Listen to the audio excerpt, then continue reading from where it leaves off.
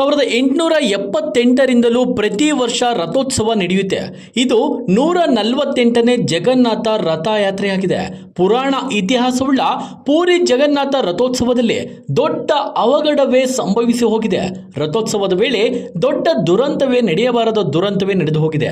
ನೂಕು ನುಗ್ಗಲಿನಿಂದಾಗಿ ಸಾವಿರಾರು ಜನ ಕಾಲ್ತುಳಿತಕ್ಕೆ ಸಿಕ್ಕಿ ಆಸ್ಪತ್ರೆ ಸೇರುವಂತಾಗಿದೆ. ಲಕ್ಷಾಂತರ ಜನ ಸೇರಿದ್ದರಿಂದ ಉಸಿರುಗಟ್ಟಿದ್ದರಿಂದ ಭಕ್ತರು ಪ್ರಜ್ಞೆ ತಪ್ಪಿ ಕುಸಿದು ಬಿದ್ದಿರುವ ಘಟನೆ ನಡೆದಿದೆ. ತಕ್ಷಣವೇ ರಕ್ಷಣಾ ತಂಡಗಳಿಂದ ಕಾರ್ಯಾಚರಣೆ ನಡೆದಿದೆ. ಆಂಬ್ಯುಲೆನ್ಸ್ನಲ್ಲಿ ಅಸ್ವಸ್ಥಗೊಂಡವರನ್ನು ಆಸ್ಪತ್ರೆಗೆ ಸಾಗಿಸಲಾಗಿದೆ.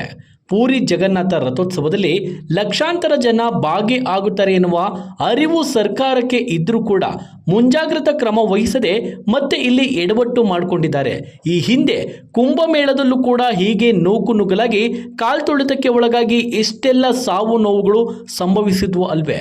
ಅಂತಹ ಘಟನೆಗಳು ಆದರೂ ಕೂಡ ಎಚ್ಚೆತ್ತುಕೊಳ್ಳದ ಮೋದಿ ಸರ್ಕಾರಕ್ಕೆ ಇದೀಗ ಜನರು ಟೀಕಾ ಪ್ರಹಾರ ಮಾಡ್ತಿದ್ದಾರೆ. ಸರ್ಕಾರದ ನಿರ್ಲಕ್ಷ್ಯತನವೇ ಪೂರಿ ಜಗನ್ನಾಥ ರಥೋತ್ಸವದಲ್ಲಿ ಕಾಲ್ತುಳಿತ ಸಂಭವಿಸಿದೆ ಎಂದು ಆರೋಪಿಸಿದ್ದಾರೆ. ಜಗನ್ನಾಥ ದೇವರು ಮತ್ತು ಅವರ ಅಣ್ಣ ಬಲಭದ್ರ ಮತ್ತು ತಂಗಿ ದೇವಿ ಸುಭದ್ರ ದೇವಿಯ ರಥೋತ್ಸವದ ಸಂದರ್ಭದಲ್ಲಿ ಜನದಟ್ಟಣೆ ಹೆಚ್ಚಾಗಿದ್ದರಿಂದ ಕಾಲ್ತುಳಿತ ಸಂಭವಿಸಿದೆ. ಒಡಿಶಾದ ಪುರಿಯಲ್ಲಿ ನಡೆಯುತ್ತಿದ್ದ ವಿಶ್ವವಿಖ್ಯಾತ ಜಗನ್ನಾಥ ಯಾತ್ರೆ ವೇಳೆ ಕಾಲ್ತುಳಿತದಲ್ಲಿ ಸಾವಿರಾರು ಮಂದಿ ಅಸ್ವಸ್ಥಗೊಂಡಿದ್ದಾರೆ. ನೂರಾರು ಭಕ್ತರ ಸ್ಥಿತಿ ಚಿಂತಾಜನಕವಾಗಿದೆ ಎಂದು ತಿಳಿದು ಬಂದಿದೆ. ಒಡಿಶಾ ಸಚಿವ ಮುಕೇಶ್ ಮಹಾಲಿಂಗ್ ಅವರು ಘಟನೆ ಕುರಿತು ವಿಷಾದ ವ್ಯಕ್ತಪಡಿಸಿದ್ದಾರೆ.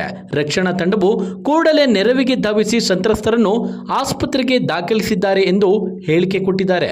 ಇದೆಲ್ಲ ಏನೇ ಇದ್ರೂ ಕೂಡ ಕುಂಭಮೇಳದಲ್ಲಿ ಸಂಭವಿಸಿರುವಂತಹ ಆ ದುರ್ಘಟನೆಯಿಂದಾಗಿ ಇನ್ನೂ ಕೂಡ ಎಚ್ಚೆತ್ತುಕೊಳ್ಳದ ಸರ್ಕಾರಕ್ಕೆ ಏನನ್ನಬೇಕು? ಸ್ನೇಹಿತರೆ, ನಿಮ್ಮ ಅನಿಸಿಕೆಯನ್ನು ಕಮೆಂಟ್ ಮಾಡಿ. ಧನ್ಯವಾದಗಳು. ಹೆಚ್ಚಿನ ವಿಡಿಯೋಗಳಿಗೆ ಪ್ರತಿಧ್ವನಿ ಯೂಟ್ಯೂಬ್ ಚಾನೆಲ್ ಸಬ್ಸ್ಕ್ರೈಬ್ ಮಾಡಿ, ಬೆಲ್ ಐಕಾನ್ ಕ್ಲಿಕ್ ಮಾಡಿ.